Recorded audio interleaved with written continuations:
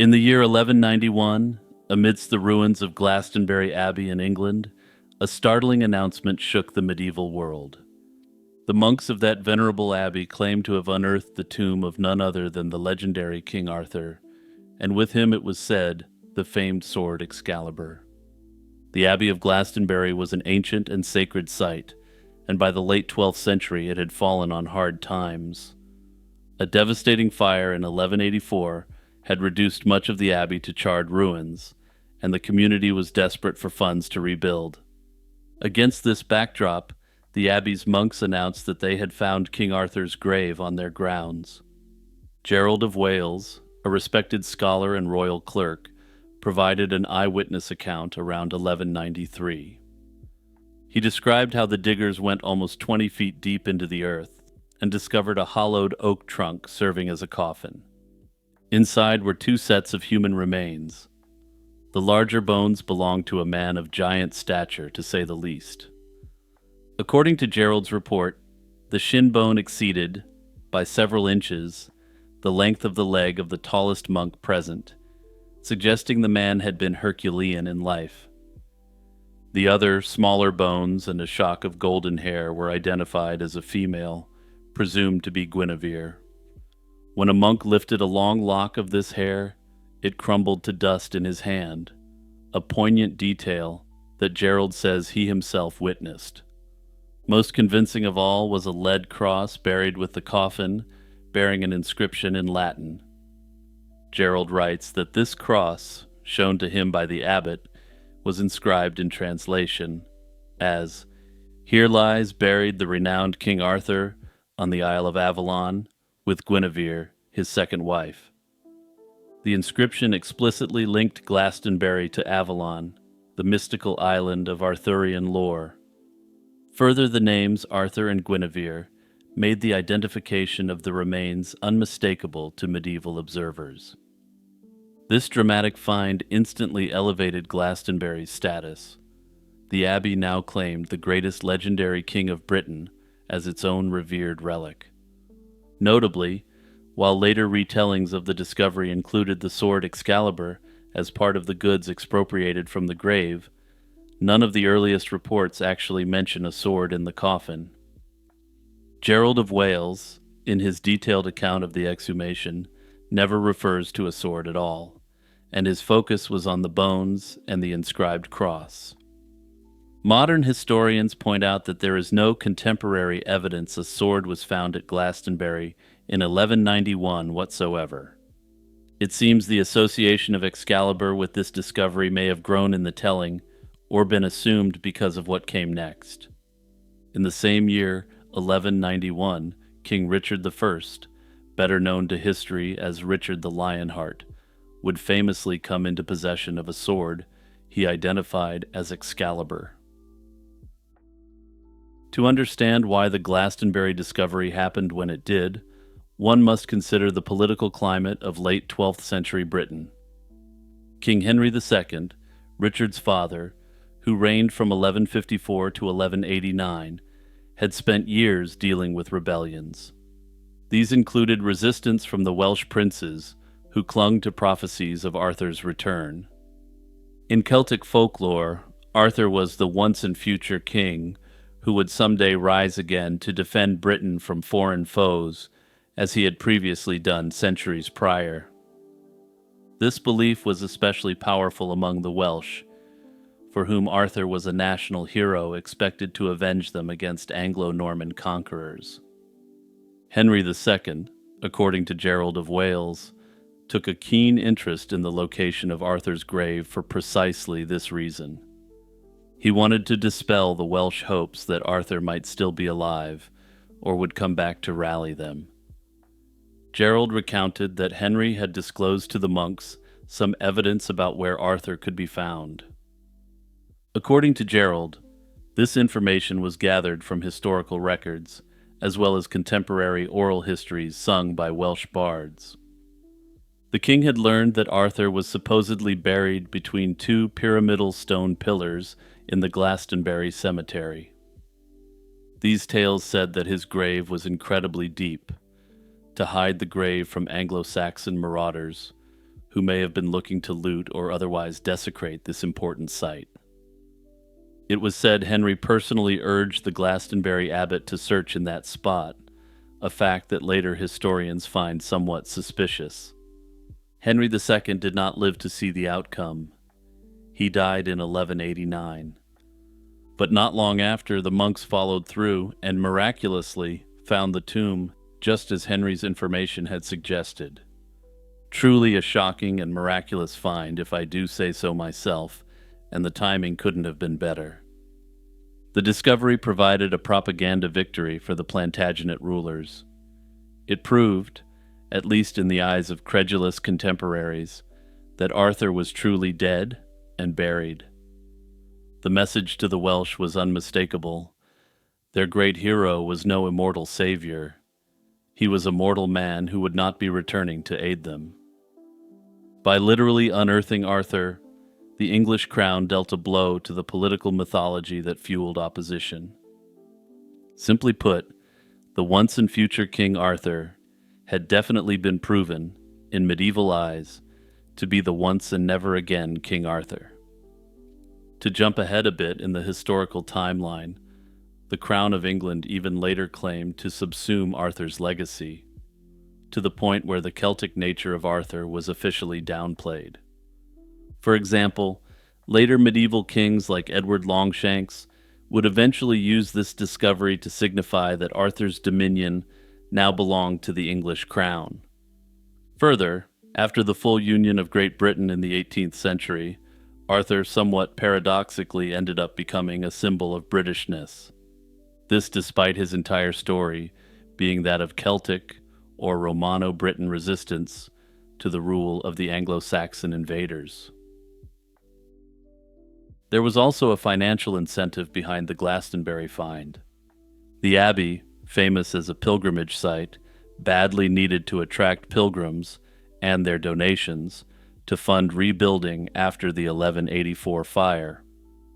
In the Middle Ages, monasteries commonly claimed saints' relics to boost their fame, and Glastonbury's monks were no exception. In that era, the abbey also publicized finds of other relics. For instance, the remains of St. Patrick were quote-unquote discovered around the same time at Glastonbury. But apparently Irish pilgrims weren't exactly paying the bills, and the monks needed to score a bigger hit. King Arthur's tomb was the ultimate draw, a legendary king discovered in an abbey that, by happy coincidence, could identify itself as Avalon, the very place of Arthur's final rest. Everything was wrapped up in a nice, neat package for the pilgrims, and pilgrims flocked to see Arthur's holy bones, and Glastonbury profited. In fact, modern scholars universally conclude that the monks' discovery was a hoax, a deliberate if ingenious medieval fraud.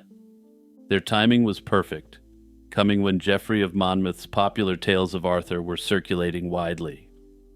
The Glastonbury monks seized that moment to put their abbey on the map. Given their major score, they could even count on wealthy pilgrims from as far away as France and the Holy Roman Empire making a detour to shower donations upon their abbey. Meanwhile, even as the Glastonbury announcement caused a stir in England, King Richard I was far away in the Mediterranean, embroiled in the Third Crusade.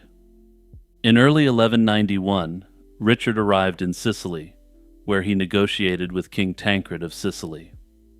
The two monarchs struck an alliance in March 1191, formalized by the Treaty of Messina.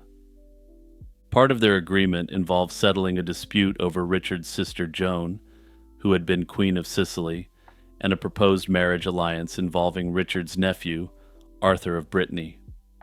To cement their newfound friendship, an exchange of expensive gifts and artifacts took place. It was during these negotiations that Richard presented Tancred with an extraordinary diplomatic gift, a sword which he identified as Excalibur, the sword of King Arthur. This is one of the earliest historical references to the Arthurian sword in a real political context. It shows that by 1191 the legend of Excalibur was not only well known in Britain, but had also reached continental Europe. Even a Norman ruler in Sicily could appreciate its significance. Richard's choice to give away Excalibur has intrigued historians. It might seem odd for a proud king, especially one like Richard, renowned for his prowess, to part with the legendary sword of Britain so casually. Some have speculated that Richard intended the gesture as a grand statement of trust and alliance, or even as political theater. By handing Excalibur to Tancred, Richard perhaps signaled that he, a modern Lionheart, valued crusading camaraderie over clinging to ancient myth. Whatever Richard's motives, the gift to Tancred is the last known historical sighting of Excalibur.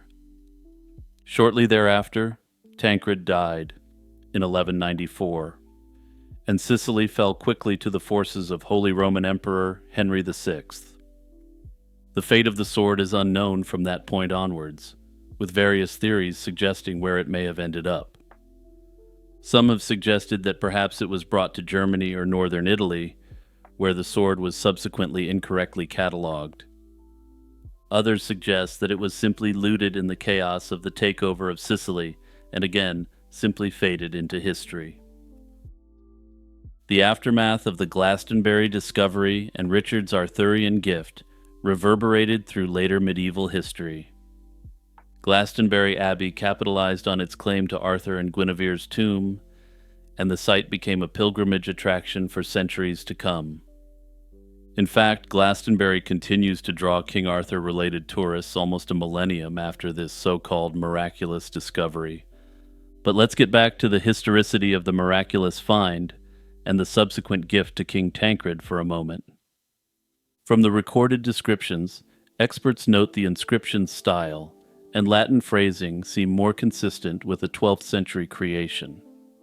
For example, calling Guinevere Arthur's second wife is something that experts noted would have happened in a late medieval burial, but would have been unknown in an early medieval one. If the burial was really from late antiquity, or the early medieval period when King Arthur supposedly lived, Guinevere would simply be referenced as his wife. Simply put, the inscription is a bit too on the nose in an effort to make it appear that this couldn't just be any Arthur, but the actual real mythic King Arthur those Welsh rebels think will save them. Further, King Henry feeding the monks the information is also highly suspect, given his problems with the Welsh and their belief that King Arthur wasn't dead, just sleeping. In short, all signs point to an opportunistic hoax carried out by Glastonbury's monks, pulled off with royal backing.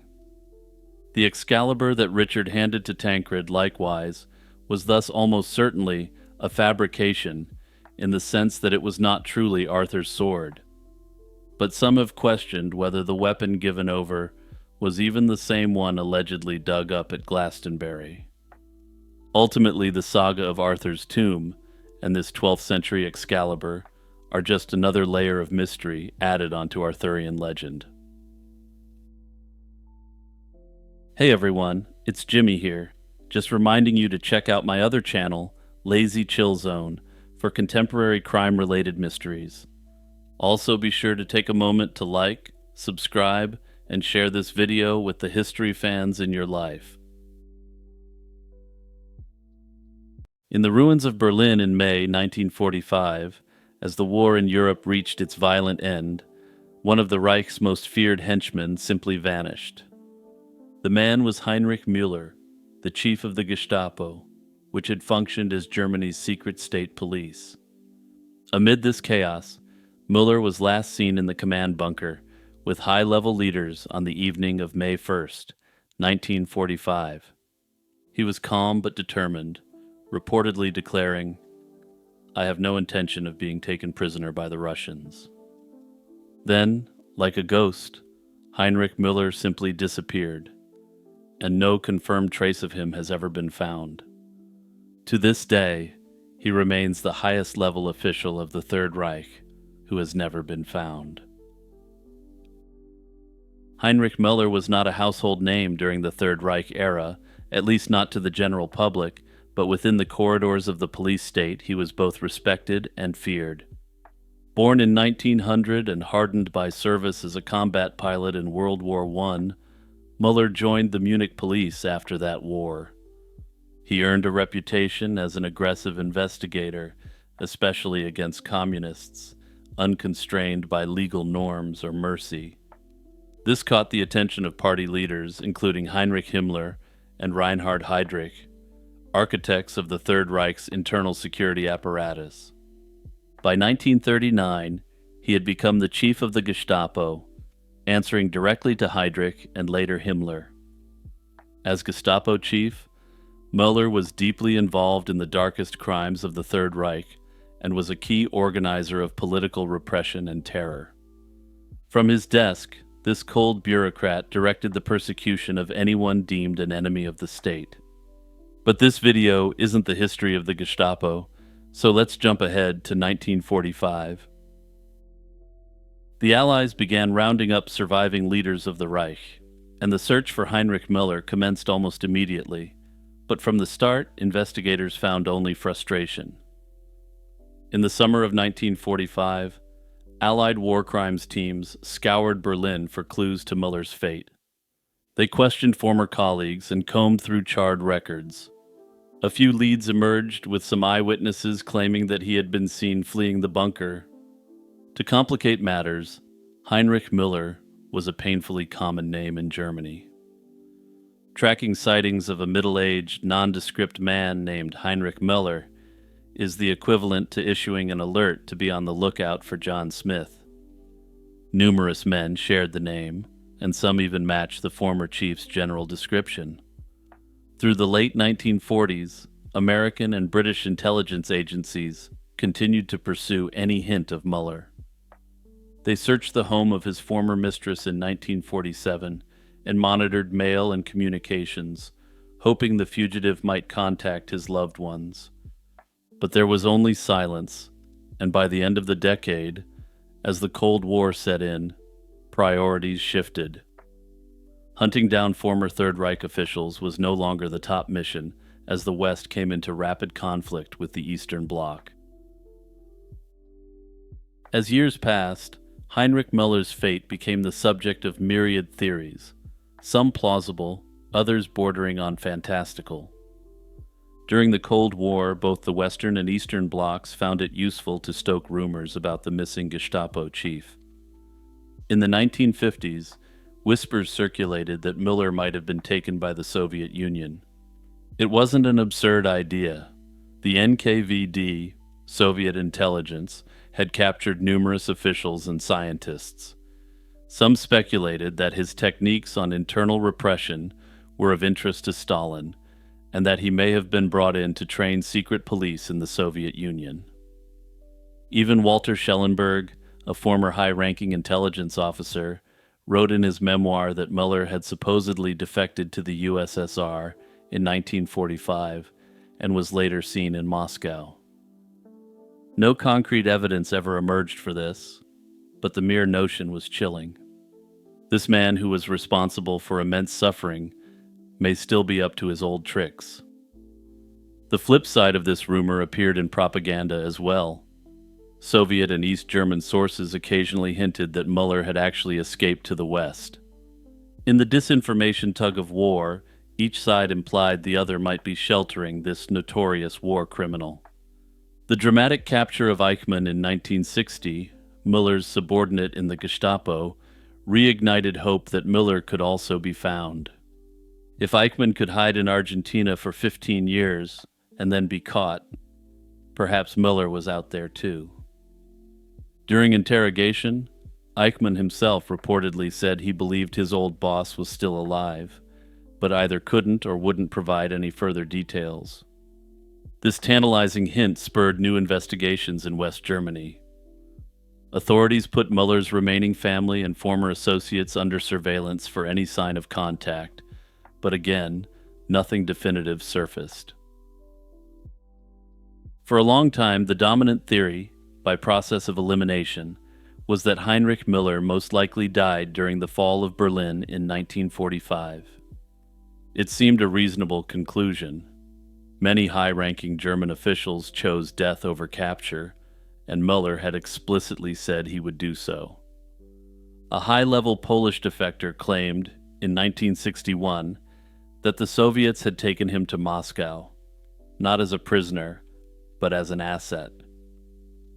According to this theory, some have speculated that after the death of Stalin, he was silently eliminated. In 2001, the CIA file on Heinrich Müller was released, which proved, if the records are to be believed, that the CIA itself was never in contact with Müller after the war. Notably, in 1967, a man in Panama bore such a strong resemblance to Heinrich Müller that Müller's wife identified him as the former Gestapo chief. After fingerprint analyses were conducted, the man, who was facing extradition to West Germany, was released. He was definitively not Heinrich Müller, despite his appearance. And if you're one of those people who just listens, I've put a photograph of Müller up beside this Panamanian man. Personally, I find the resemblance between the two men disturbingly similar, but it looks as though this man simply had the misfortune of being born the doppelganger to Müller. Medieval kings often left behind illegitimate children, but few are as enigmatic as Philip of Cognac. Philip was the only acknowledged illegitimate son of King Richard I of England, better known as Richard the Lionheart, and yet we know remarkably little about him. In particular, the identity of Philip's mother remains an unsolved mystery. Historians have scoured chronicles and records, but no contemporary source names the woman who bore Richard's son. This silence has fueled centuries of speculation and intrigue. Who was she, and why has history forgotten her? But that's not the only mystery that surrounds him, for there are tantalizing clues to suggest that he actually personally hunted down the man responsible for his father's death. Philip of Cognac was recorded as being born around 1180 and had the distinction of being the only known child, either legitimate or illegitimate, of Richard. He grew up during Richard's tumultuous reign, reaching adulthood by the late 1190s. His name of Cognac comes from the lordship of Cognac in the Charente region of France, a territory that became intertwined with his fate.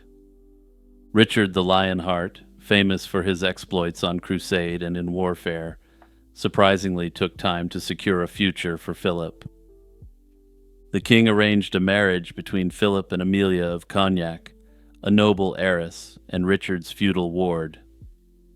By marrying Amelia, Philip stood to inherit the castle and surrounding estates of Cognac, firmly rooting him in the political landscape of Richard's Duchy of Aquitaine. This was a strategic match orchestrated by Richard. Amelia's father, Ethier V, had been Lord of Cognac, and through her, Philip could claim that valuable estate. It appears Richard wanted to provide for his son, perhaps as a loyal vassal in Aquitaine, even though Philip could never inherit the English throne due to his illegitimacy. Unfortunately, the plans didn't fully pan out, to say the least. Amelia of Cognac died young, reportedly in 1199, and the couple had no children. After her death, King Richard retained the castle of Cognac, ultimately granting it to lesser noblemen in his service. Philip's brief taste of lordship ended as quickly as it began. Nevertheless, Philip of Cognac did make a mark on the chronicles, however faint. One chronicle by Roger of Howden claims that in 1199, after Richard was slain in battle, Philip avenged his father's death by hunting down the Viscount of Limoges. According to this, Aymar V, the rebellious Viscount, ultimately responsible for Richard's fatal wound, was brought down by his vengeful son, Philip. Howden wrote, "Philip, illegitimate son of King Richard of England, slew the Viscount of Limoges in vengeance for his father." No other source confirms this dramatic episode. It may be only a legend. But it shows that Philip's contemporaries knew who he was. In fact, even King John, Richard's brother and successor, noted Philip's status. A 1201 royal account book cites a significant gift to Philip, son of King Richard. After that, Philip of Cognac disappears from the records. Some have suggested he likely died sometime in the early 13th century, still a young man. That said, the ultimate fate of Richard the Lionheart's only acknowledged son remains a complete mystery. All these details paint the outline of Philip's life: a youth in Aquitaine, a politically arranged marriage, a fleeting role in the violent drama of his father's demise, and then obscurity. Yet, amid these facts, one glaring question remains unanswered. Who was Philip's mother? Every mention of Philip carefully omits her name, referring to her only implicitly, if at all. To understand why Philip's mother might be missing from the record, it helps to look at Richard the Lionheart's personal life and attitudes. Unlike many kings of his era, or any era really, Richard had no legitimate children, and only one illegitimate child. He married relatively late, at age 34, to Queen Berengaria of Navarra. That marriage produced no offspring, and husband and wife spent much of their time apart. Richard was, of course, famous for his significant time spent abroad fighting in the Holy Land. This lack of an heir was a significant issue. Richard's absence of children meant that when he died in 1199, the crown passed to his brother John. Richard's father, Henry II, had numerous acknowledged illegitimate offspring, but Richard's case was very different. All evidence indicates that Philip's mother was simply never officially identified. Medieval chroniclers usually mentioned an illegitimate child's mother only if she was notable in her own right, for instance, a high-ranking noble. In Philip's case, every record is silent on her name and background, implying she was not of high rank or political importance. Roger of Howden, who detailed Philip's supposed act of vengeance, likewise gives no hint of maternal lineage. This lack of reference to his maternal line is sometimes used as evidence in support of the act of vengeance against the Viscount by Philip. After all, if the account was entirely fictional, why not invent a fictional maternal lineage to make the young man seem destined for heroism?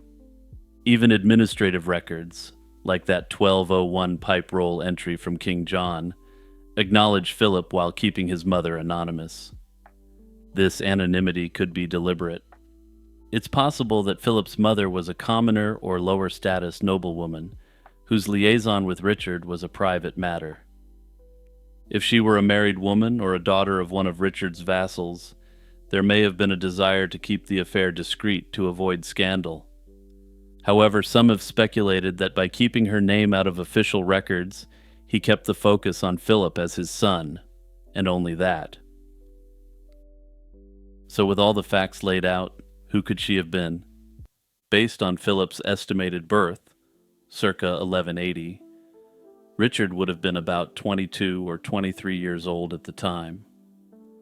Richard spent those years in Aquitaine, ruling as duke and quelling uprisings among his barons. It stands to reason that Philip's mother was a woman Richard knew in Aquitaine during that period. She might have been from the Cognac region or elsewhere in Poitou. Another possibility often floated is that Philip's mother was one of the unnamed women mentioned in tales of Richard's wartime cruelty. Some have suggested that, to put it mildly, Philip's mother was not there of her own accord. Such an origin would be all the more reason not to publicize the mother's name. If the mother was from a noble family, they would hardly want it known what had happened, especially if they were subsequently vassals of Richard. If she was a common woman, such an event would portray Richard, the supposedly pious crusader king, as a monster, ruthlessly exploiting those he ruled over in the most cruel and evil way. Whatever the case, the true fate of the only known son of Richard the Lionheart, as well as the identity of his mother, remains concealed by the mists of history. Perhaps the most controversial theory is that Philip wasn't actually Richard's son at all. As I mentioned previously, kings of this era got around. That is to say, they got busy, consistently and thoroughly. Some in the Angevin court and around the high courts of Europe started to question whether Richard preferred the company of men. After all, kings of the era routinely produced innumerable offspring, and something just wasn't adding up. Under this theory, Philip's mother may have been concealed to cover up the fact that Richard either wasn't the father or simply didn't enjoy the process as a king should. Keeping the mother's name under wraps would allow this royal secret to be covered up. However, it's important to note that this is essentially a 12th century rumor that's made it to the present, and there's no direct evidence to indicate this was the case.